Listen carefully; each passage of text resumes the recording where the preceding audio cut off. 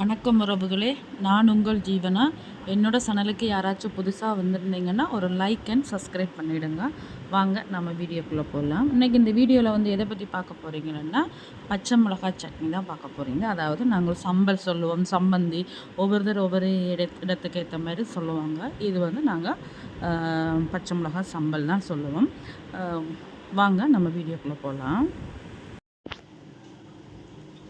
Mixie ஜாரில் வந்து ஒரு 3 பச்சை மிளகாய் வந்து கட் பண்ணியிருக்கேன், குட்டி குட்டியாக கட் பண்ணியிருக்கேன். அடுத்தது ஒரு பெரிய வெங்காயம் எடுத்துக்கோங்க. அடுத்தது வந்து கருவேப்பிலை போட்டுக்கோங்க, ஒரு 2 கட்டி. நம்ம பத்தியாக சாப்பிட்றது நல்லது தான், அதனால் கருவேப்பிலை 2 நட்டி போட்டுக்கோங்க. அடுத்தது ஒரு பாதி தேங்காய் வந்து சின்ன சின்னதாக கட் பண்ணிவிட்டு அதை இதில் வந்து போட்டுக்கோங்க.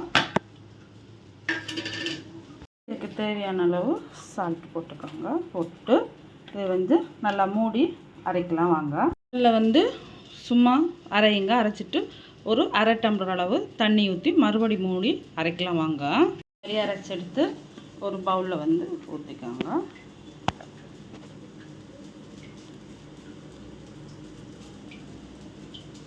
இந்த பவுலில் மாற்றியாச்சு பாருங்கள். மாற்றினதுக்கப்புறமா எப்படி இருக்குன்னு இது வந்து தாளிக்கணும். ஆனால் தாளிக்காமலே சாப்பிட்டுக்கலாம், ஒன்றும் பிரச்சனை கிடையாது.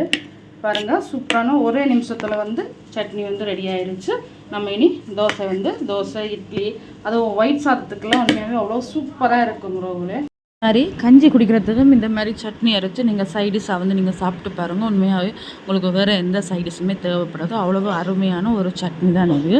ஓகே உறவுகளே, இன்றைக்கி வந்து நான் இதை வந்து தோசைக்கு தான் செஞ்சுருக்கேன். உண்மையாகவே அவ்வளோ டேஸ்ட்டாக காரமே இருக்காது. நம்ம தேங்காய் எல்லாம் போடுறபடியாக ஏன் நாங்கள் எண்ணெய் போட்டு தாளிக்கிறது இல்லைன்னு சொல்லி சொன்னால், தேங்காய் வந்து ஃப்ரெஷ்ஷாக பண்ணுறபடியாக அதில் வந்து தேங்காய் ஆயில் இருக்கும். அதனால தான் நம்ம வந்து கடுகு உளுத்தம் பருப்பு போட்டு தாளிக்கிறது கிடையாது. நம்ம அப்படியே நம்ம சாப்பிட்டுக்கலாம் உறவுகளே.